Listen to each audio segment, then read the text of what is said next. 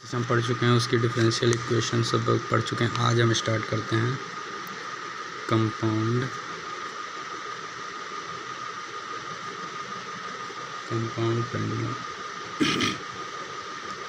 Pendulum. अब ये compound pendulum क्या होता है? देखो, कोई भी पॉइंट पे अभी तक हम देख रहे थे एसेशन सिर्फ एक बॉडी मास पे हो रहा था। जब यही बॉडी मास मान लो इकट्ठे हो जाएं, एक बॉडी बना लें, तो वो एक पूरी बॉडी हो जाएगी। ऐसे ही मान लो हमारे पास एक जो बॉडी है, यहाँ हिंज है, ये इक्विलिब्रियम पोजीशन पे है, इसका सेंटर ऑफ ग्रेविटी ये है। सेंटर ऑफ ग्रेविटी क्या होता है? वो पॉइंट जहाँ पर हम किसी भी बॉडी का पूरा एक पॉइंट पे पूरा मास कंसंट्रेटेड मान लेते हैं। तो इस पे mg हो गया। हम इस पे फोर्स लगा के हमने इसे थीटा एंगल डिस्प्लेस करा दिया।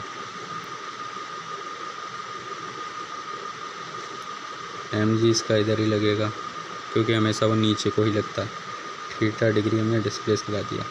अब हमें पता है इसके ऊपर टॉर्क वर्क करेगा। टॉर्क वही फोर्स है कि रोटेशन मोशन में हमारा टॉर्क वर्क करता है और सिंपल हमारा फोर्स वर्क करता है। तो हमें टॉर्क पता होना चाहिए। देखो, टॉर्क क्या होता है? Perpendicular distance into force acting cross section में, यानी कि साइन थीटा लगेगा।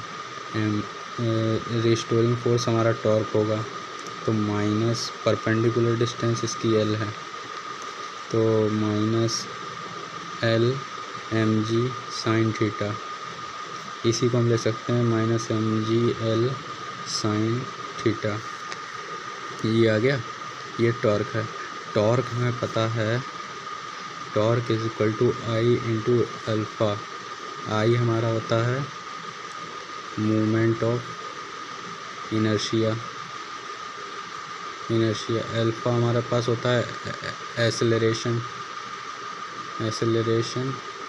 इन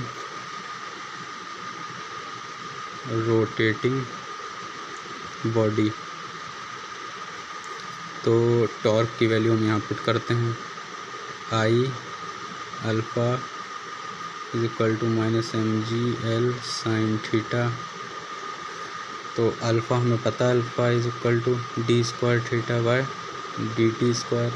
सेम इसकी वैल्यू हम यहाँ पर पुट कर देते हैं, अल्फ़ा में I D square theta by D T square minus mg L sine theta. Theta हमारा स्मॉल है, तो sine theta is equal to theta और इक्वल टू टेन थीटा, एक ही बात रहती है। तो यहाँ से हम साइन थीटा को थीटा लिख देते हैं, इसको हम इधर ले आते हैं, I D square theta by D T square plus mg L theta. I से हम सब पूरी इक्वेशन को डिवाइड कर देते हैं, ये तो ज़ीरो रहेगा, ये कट गया। तो required differential D square theta by D T square plus mg L by I theta बराबर 0। इस mg एल बाई जो आई आया है, इसको हम मान लेते हैं ओमेगा। इसको हम ओमेगा स्क्वायर, सेम जैसे SHM में कर रहे थे, ओमेगा स्क्वायर मान लेते हैं, जो भी x के साथ आता था उसे। तो ये ओमेगा की वैल्यू आ गई root mg L by I. यहाँ से हम इसका टाइम पीरियड निकाल लेंगे। टाइम पीरियड किसी भी पेंडुलम का 2 पाई बाय ओमेगा होता है। तो यहाँ से ओमेगा की वैल्यू पुट करेंगे 2 pi by root mg L तो रूट आई। ठीक है। अब जैसे कि हमें पता है किसी भी बॉडी में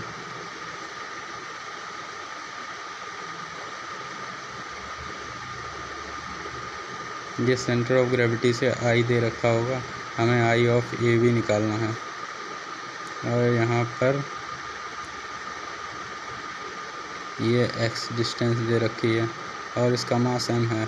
तो I of A B is equal to I of centre of gravity से प्लस mx स्क्वायर। ठीक है। तो यहीं से सिमिलरली इसको जब इसमें रखेंगे तो हमारे पास आई ऑफ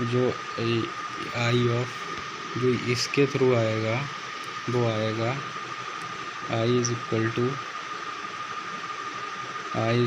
टू आई सी हमारे पास हो जाएगा ml² प्लस mg²। देखो mg² तो हमारा आ ही रहा है, जो किसी भी सेंटर ऑफ बॉडी पे लग रहा है, और ml² हमारी डिस्टेंस हो जाएगी। इसको हम पुट कर लेते हैं इसको टाइम पीरियड में। जब इस आई को हम पुट करेंगे तो हमारे पास टाइम पीरियड आ जाएगा 2π/ml² plus mg² mgl। Common ले लेंगे 2π, m कॉमन लिया,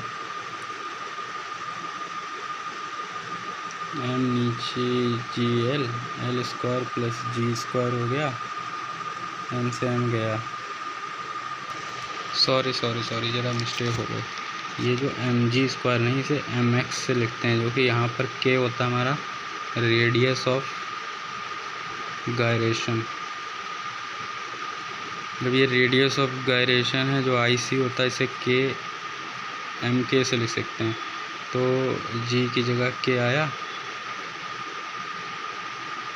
यहाँ पर भी k रहा, तो देखो अब आ गया। तो टाइम पीरियड कितना आया 2π√L² प्लस k² g/L। ये हमारा किसी भी बॉडी कंपाउंड पेंडुलम पर लगने वाला टाइम पीरियड आ गया। थैंक्स फॉर गाइस, आज के लिए बस इतना ही। मिलते हैं नेक्स्ट वीडियो में किसी और टॉपिक के साथ। Thank you.